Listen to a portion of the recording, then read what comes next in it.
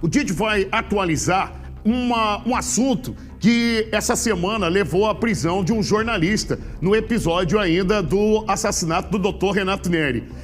Como é que é? Abre o áudio do Varão. Como é que é, Varão? O jornalista Cláudio Natal que foi preso, Cláudio né? Natal. Boa, Varão. Este é o jornalista Cláudio Natal. Essa semana ele foi personagem do nosso jornal e muito provável que tenha sido personagem de outros jornais que transitam no jornalismo policial. Porém, o Cláudio entrou em contato com o nosso programa e nós vamos sim oportunizar que ele conte e restabeleça o que seria a verdade. E olha, tem nitroglicerina a vir por aí, se considerar a entrevista que o Cláudio forneceu ao nosso competente Didio. Didio, antecipa pra gente aí como é que foi essa entrevista com o Cláudio e temos bomba à frente a ser revelada, Didio? Com certeza, Popão. A situação aí do Renato Neri, que é o caso Renato Neri, com prisões em cima de prisões, buscas e apreensões, e como alvo teria o jornalista e perito também, o Cláudio Natal, a qual é apontado de ser intermediador de uma possível extorsão que estaria acontecendo, onde a Julie Neri, que é acusada como mandante, como marido, na morte do Renato Neri, ela acaba revelando para a polícia que esse jornalista tentou extorquir ela tempos atrás, antes da prisão dela, para poder ficar quieto aqueles que já estavam presos. Ele acaba chamando a nossa equipe de reportagem para trazer explicações qual seria a sua ligação com a Julie Neri.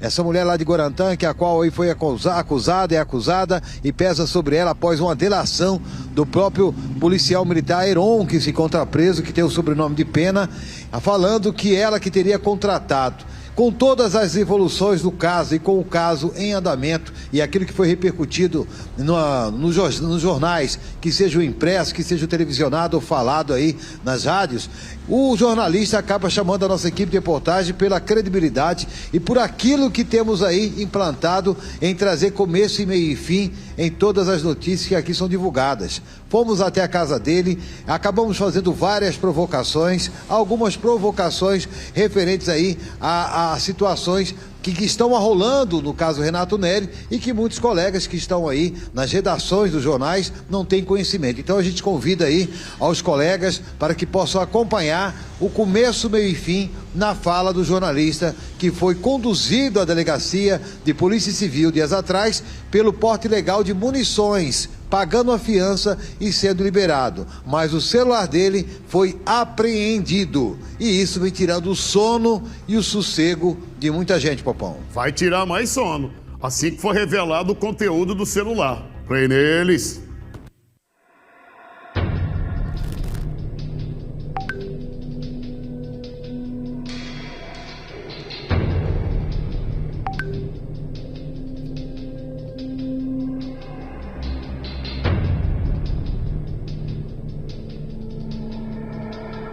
Durante esta semana você acompanhou no programa do Pop a situação do caso Renato Neri, onde mais um alvo teria sido citado, um jornalista, também perito criminal, a qual teve em sua casa uma busca e apreensão praticada.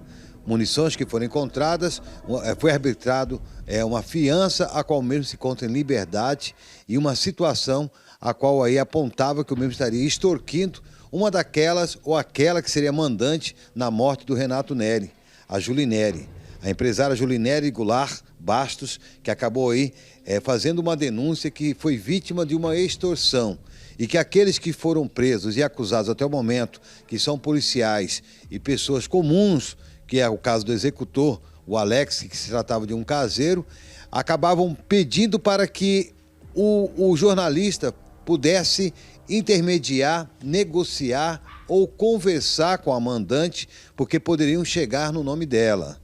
Sendo assim, a Polícia Civil, através da DHPP, Dr. Bruno Abreu, Dr. Caio Albuquerque, vieram até a casa do senhor Cláudio Roberto Natal. Primeiramente, seu Cláudio, o Natal, como o senhor quiser que seja chamado, quando o senhor se apresenta como perito criminal e jornalista, o senhor é perito criminal e é jornalista? Então, existe toda essa confusão criada. Eu sou perito, não especificamente criminal, como sou um perito da Politec. Eu sou um perito. Fui formado em São Paulo pelo Ricardo Caires, que é aquele perito bem conhecido, foi ele quem me deu aula. Então tenho a carteira de perito. Agora, a minha especialidade é grafotecnia e documentoscópio. Eu sou perito em documento falsificado e assinatura falsificada. Essa é a área específica que eu atuo, porque dentro da perícia tem diversas áreas. Por que chama o senhor de jornalista? Eles falam jornalista. O senhor já trabalhou no site, ou teve algum veículo de comunicação, ou foi também uma confusão? Não, também há uma confusão na imprensa. Eu, além de jornalista com DRT, eu tive jornal e fui empresário e proprietário de jornal. Hoje está desativado, mas por muito tempo, além de jornalista, eu fui proprietário de jornal. E há essa confusão da imprensa, que é falso jornalista, falso perito. Falam falso jornalista. O DRT do senhor foi cancelado? Não entendi. Nunca foi cancelado, está em plena atividade. Então não é sindicalizado? Só não sou sindicalizado porque eu não quis. Agora, referente agora a Julinere. A Julinere, o senhor teria um relacionamento comercial com ela, a qual aí o senhor, tecnicamente, fazia alguns tipos de trabalhos para a Julinere na identificação desses confrontos agrários, de briga judicial, aonde supostamente o jurista falecido e vítima da situação, Dr. Renato Neri, ele teria falsificado algumas assinaturas e alguns documentos. Até esse momento, nesses trabalhos que eram prestados pelo senhor, o senhor fez a perícia desses documentos, foi constatado que as assinaturas não seriam verdadeiras, porém o judiciário, os magistrados, através de um selo autenticado, confirmaram que não iriam se aprofundar no assunto e ficou como verdadeiro aquilo que foi apresentado? Vou te explicar bem isso daí. O Renato lá, Neri, com todo o respeito à família dele, ele acabou falsificando diversas assinaturas que diziam que a assinatura de um senhor falecido, um velhinho, transferia os direitos da fazenda para ele. Ele passou a ser dono das fazendas do cliente dele. Como perito, eu falei, deixa eu analisar. E verifiquei que as assinaturas eram falsas. Então eu fiz o primeiro laudo, constatando, e no laudo você entende por que elas são falsas, porque elas são muito falsas. Diante disso, foi enviado para a corregedoria do tribunal que o cartório teria reconhecido firme e autenticado, dado chancela, a uma assinatura falsa.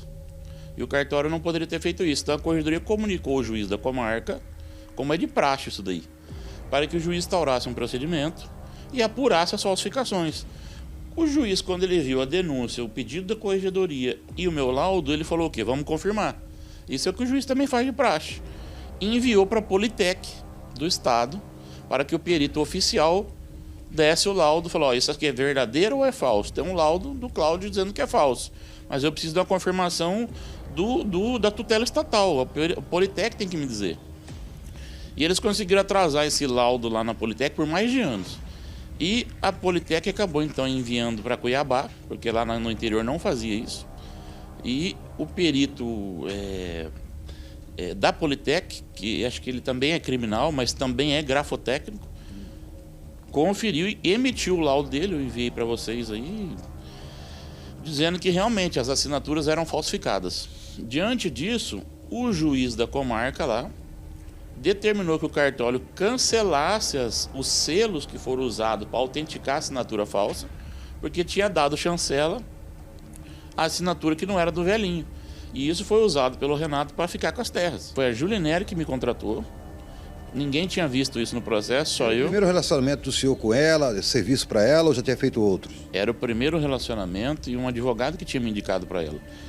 Tem só mais um detalhe aí, que depois que o Renato acabou sendo morto, a corregedoria suspendeu essa decisão do juiz e ficou mais ou menos assim, uma coisa muito esquisita. O cartório está tendo que validar uma assinatura falsa. Então, assim... Confirmado pelo senhor de forma privada, particular e também pela perícia oficial e identificação técnica do Estado. Pelo Ministério Público e pelo juiz da comarca. Só foi suspenso o procedimento. Só que quando você suspende o procedimento, você volta a dar validade de coisa falsa. Eu não sei o que levou o tribunal a fazer isso, mas eu acho que deve ser até revisto pelo CNJ, né? Então houve esse desencontro que fala assim, esse jornalista, falso perito, fez falso assessoramento de documento falso. Na verdade, quem falsificou lá foi o Renato. Eu encaminhei para vocês aí o parecer do Ministério Público, o laudo da própria Politec, nem mandei o meu, já mandei o da Politec direto. Você vê que o laudo é estatal, é do Estado, a decisão da Justiça e etc. Então nessa situação ocorreu isso aí que eu estou te falando aí. A questão da assinatura a gente compreendeu.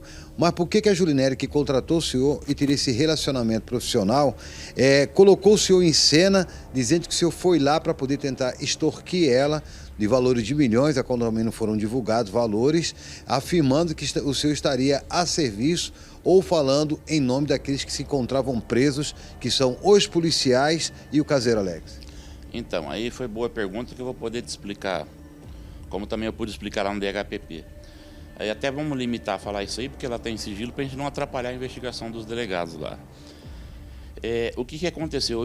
Eu esporadicamente ainda entrava em contato com ela referente a esse caso, porque isso tanto na esfera criminal com a morte do Renato e quanto aos processos, isso aí não parou, não tinha terminado ainda, né? Eu te entrego meu trabalho, findado. Aconteceu algumas coisas posteriormente também que eu não tinha conhecimento, porque eu te entrego o trabalho, mas às vezes eu falava com ela. Tem um vizinho dela lá, que numa outra disputa judicial, eu recebi a informação que ele tinha mandado me matar. Então, na minha cabeça, tá? Eu falei, ele mandou matar eu, ele também deve ter mandado matar o Renato. Na minha cabeça. Né? Porque quem mata um, mata outro. Né? Quem manda matar, manda matar. Quem não manda, tem princípio, entendeu? E eu falei, eu tô achando que essa mulher é inocente, o outro matou e tá caindo a culpa nela. Eu pensei isso. E lá em Guarantã, houve lá uma morte que os policiais falavam lá na corregedoria que eles colocavam inocente na cadeia. Beto Pesqueira. Porque lá eles fizeram com que a família fizesse um boletim de ocorrência da morte do Beto, antes da morte dele, e nesse boletim de ocorrência o Beto acusava determinada pessoa e foi outra que matou. Esses grupos que matam, eles esperam ter esses álibis, entendeu? Então a culpa cai em determinada pessoa que não foi culpada. Eu achando que uma mulher não teria capacidade, eu me equivoquei, então hoje eu tenho outra visão sobre essa mulher, tá? Principalmente depois do que ela fez. Liguei para ela contando essa história lá. Olha, vai cair culpa inocente, porque esse grupo, se for o mesmo, eles vão colocar a culpa em gente inocente e tal. Aí ela já pegou essa conversa do contexto lá de Guarantã, transmudou e colocou nesse inquérito, dizendo que eu fazia referência a esses policiais que, na verdade, no mês 2, quando eu fiz a fala com ela, a ligação, eu nem sabia quem eram esses policiais. Eu não conhecia e não tinha noção que eles iriam ser presos. Eu estava me referindo a um fato passado. Mas por que ela usou isso daí? Provavelmente, agora eu não posso ficar também adivinhando lá dentro do inquérito policial e nem vazando informação porque está em sigilo. Ela está presa porque ela tem culpa, né? Foi uma delação. Então, alguém entregou ela. Eu acho que ela quer descredibilizar a delação. O senhor teve o contato realmente com ela, então o senhor quer dizer que o senhor teve uma conversa com ela, falou sobre policiais, falou sobre as complicações que podiam ser geradas para ela, que ela precisava resolver, mas seria o caso Beto e Pesca e não Renato, né? Era isso que você quer dizer? Eu contei o fato dos policiais do Beto e Pesca que tinham colocado inocente na cadeia, ela se diz inocente para mim. Por que ela iria trazer complicações para alguém que tecnicamente estava comprovando muita coisa errada que juridicamente vem acontecendo a favor dela? Então, como no processo contra o Renato ela foi vítima, em todo o meu estudo, eu continuo achando que ela era vítima. Mas se você parar para pensar, a única forma que foi encontrada no processo, no inquérito policial dela sair da cadeia, foi ter criado essa cortina de fumaça. Ela fraudou o inquérito, era a única chance que ela tinha de sair da cadeia me usando. Agora não sai mais, porque viu que isso não é verdade. Quando o senhor afirma que aquilo que foi falado para ela, para a delegacia, DHPP, ou aquele que fez a oitiva, que há um equívoco, que o senhor estaria falando de policiais do caso Beto e Pesca em Guarantã do Norte. A. Policiais envolvidos na moto Renato Neri. B. O senhor estaria falando do caso A, que é o Beto e Pesca, com ela, e não do caso Renato Neri, que logicamente, para que as pessoas possam compreender, que é o caso B. Mas, no áudio que está na disposição do próprio Ministério Público e do próprio delegado, o que está sendo apresentado, compromete a fala do senhor, porque existe até um momento, ou na fala dela, ou no depoimento dela, da ligação que recebeu do senhor com data, hora, minuto e segundo, e o áudio que foi enviado, que o senhor fala, precisa resolver a situação dos meninos lá para não chegar na senhora. O Pena. Aí, fazendo uma pesquisa, caso o senhor me dê a oportunidade de falar, o Heron Teixeira Pena, é o principal articulador de toda a situação. Quem é esse Pena que o senhor falou para ela? Então, esse contexto existe nas minhas conversas, mas eu não me refiro ao Pena.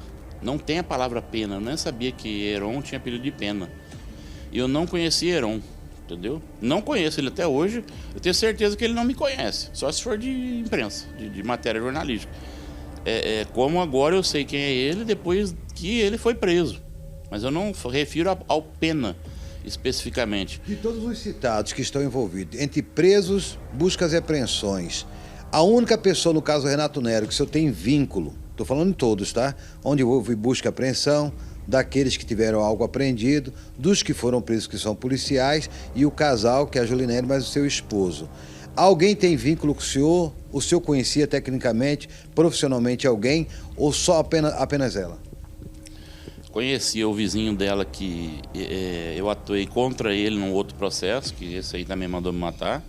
Conhecia o advogado que cita lá no inquérito Pedro, conheço o advogado Antônio, conheço mais pessoas ali que o Renato, o Alonso, o médico.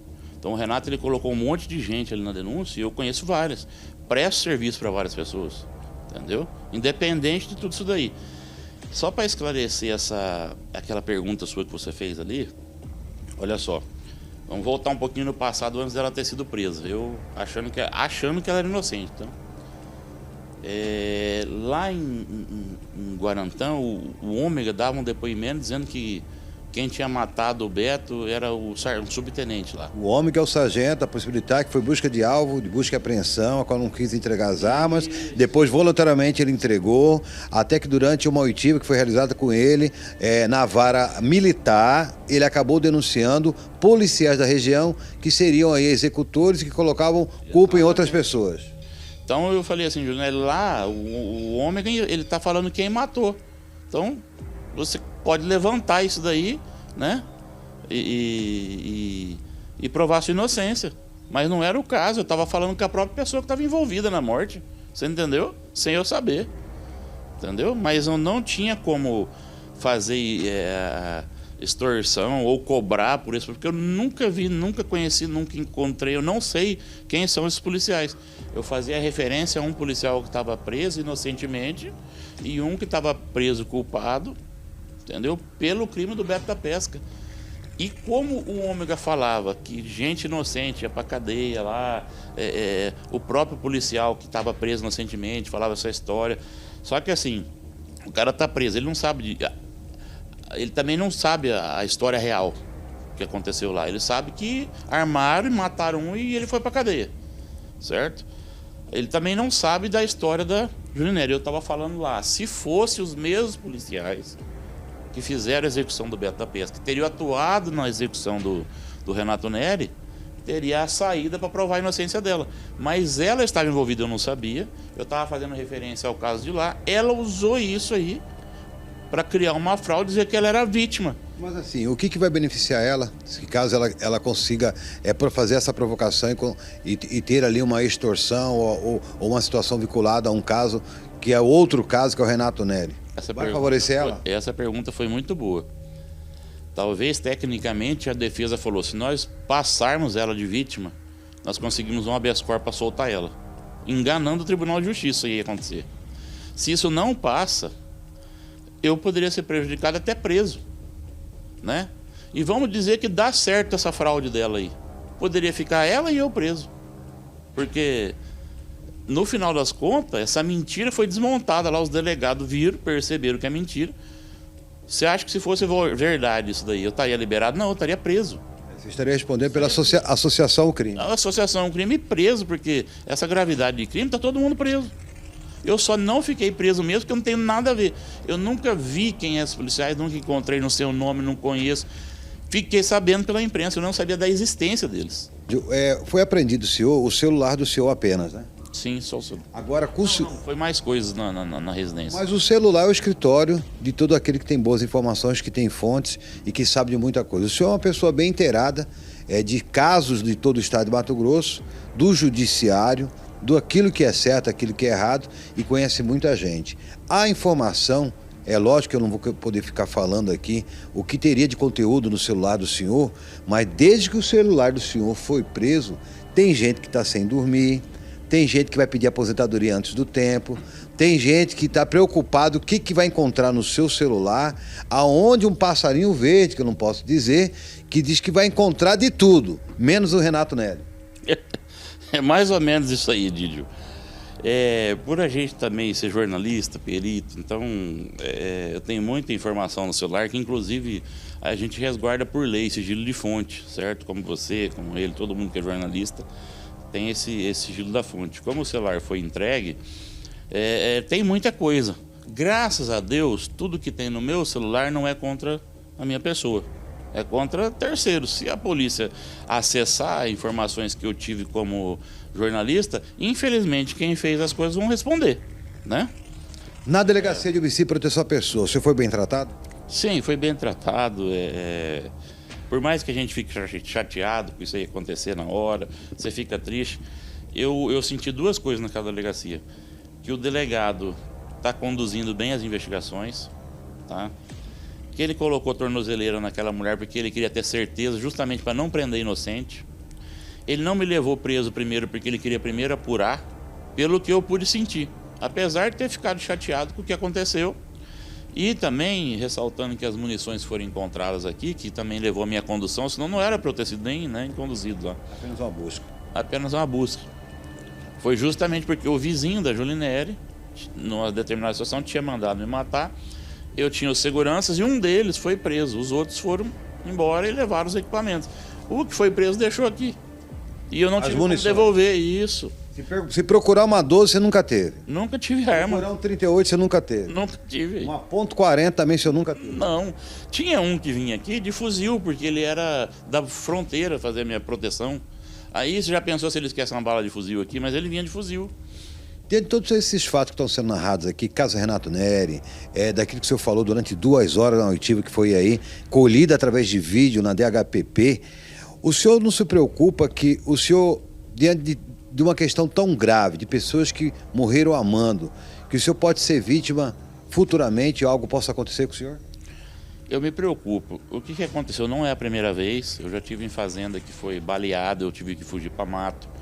Eu já fui, nesse caso das munições, também fui ameaçado de morte. Já fui ameaçado em outras situações.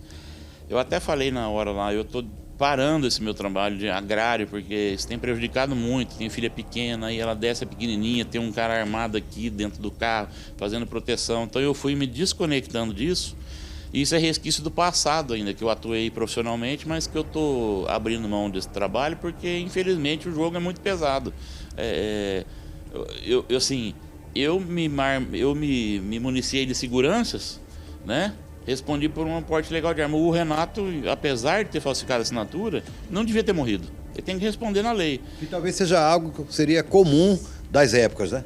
Exato. Se ele tivesse se cuidado e feito como eu, ele talvez não teria morrido. Então, assim, mas é algo, respondendo a sua pergunta, que eu sou muito pressionado pelos meus pais, pela mãe das minhas filhas, para que eu largue mão desse tipo de trabalho, porque assim, apesar da experiência toda, os advogados me contratam, que eles precisam desse trabalho técnico ali dentro para poder ganhar o processo. Por acaso você chegou a discutir algum momento de conversas paralelas, off, ou ela falando com alguém, já que você tinha um relacionamento, que era de outra situação com ela, dela dizer, ele não vai gozar desse dinheiro que ganhou, esse dinheiro que ele ganhou aí, ele não vai gozar desse dinheiro, alguém vai dar um jeito nele. Deixa eu te falar uma coisa para você.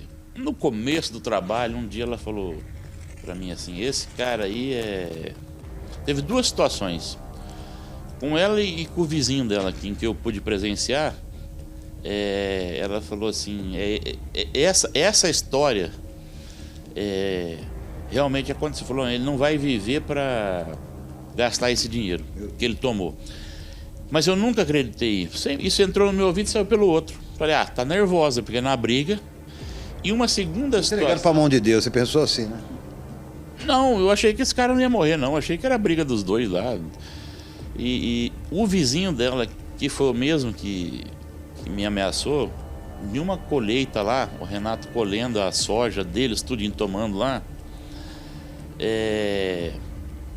não sei se quebrou o equipamento na hora, parou a colheita. E houve um embate, uma briga, e o Renato acendeu um fósforo lá e botou fogo na safra. E esse vizinho falou assim: o que é seu tá guardado. Eu também lembro dessa palavra, o que é seu tá guardado. Falou para quem? Pro Renato Neri. Então, esse vizinho que foi o que eu me protegi, e essa história sua aconteceu. Foi as duas situações que eu presenciei, mas eu falei assim: ele tá nervoso porque pegou fogo na safra, né? Mas eu falei, esse cara pode matar assim, na minha cabeça, tá? E ela, com essa história mesmo que roda por aí, é uma história que ela falava às vezes assim, entendeu? Só que eu nunca acreditei que a pessoa fica com raiva da outra. Vai tomar banho, eu vou te dar uma surra, eu vou te matar. Então você acha que é isso, mas nesse caso não era não, foi de verdade. Tá, dentro da situação então, a nossa equipe de reportagem acabou atendendo o pedido aqui do seu Natal, ele é conhecido aí como Natal, jornalisticamente, tem sua DRT, é perito, mas não é perito criminal, é perito em questão de documentações para que as pessoas possam entender de uma assinatura, se há a autenticidade naquele documento que está sendo apresentado, se procede ou não procede, e aquilo é feito uma provocação que é compatível ou comparado com aquilo que é oficial do Estado, que são os peritos. É o perito, também jornalista, Cláudio Roberto Natal Júnior, que na semana ele acabou sendo aí conduzido à delegacia por porte ilegal de munições. Munições a qual foi arbitrado para ele um valor X que ele pagou, foi liberado, mas esteve à disposição da própria DHPP, trazendo esclarecimento, aonde seu nome foi citado pela sua ex-contratante, ex-patroa, aquela que teria contratado ele para poder verificar assinaturas ou documentações falsificadas pelo jurista que morreu, Renato Neri, e ela acabou aí, diante de uma delação que ela foi citada, ela também delatou e trouxe aí o nome do Natal como fosse uma pessoa que estaria extorquindo ela com valores ou para poder apaziguar, ou aqueles que foram presos, no caso do Renato Neri, não pudessem chegar até ela, o marido dela. Mas, de qualquer forma, o caso está em andamento. Novas situações serão esclarecedoras e a DHPP, através do Dr. Bruno Abreu, Dr. Caio Albuquerque e outros delegados competentes, estão investigando e mais denúncias acabam chegando e que são checadas por esta delegacia. Com imagens de Heron Viegas, apoio técnico de JD, Giovanni Júnior. Aconteceu. Tá na tela. Didio, obrigado a você, obrigado ao perito e jornalista, o Cláudio, que permitiu aí e confiou no trabalho da Rede Cidade Verde. A DHPP é muito bem comandada, não falo isso com o propósito de agradar alguém, mesmo que seja a consequência da minha fala. Certamente que o celular apreendido do jornalista e perito Cláudio, as informações é que dentro tem aí nitroglicerina. Nós saberemos, inclusive, tão logo for compartilhado o conteúdo das informações que tem dentro do celular do perito e jornalista Cláudio. E aí nós vamos saber se vai acontecer outros desdobramentos sobre o homicídio, sobre o assassinato do doutor Renato Neri. Aí a gente continua atualizando para a senhora e para o senhor.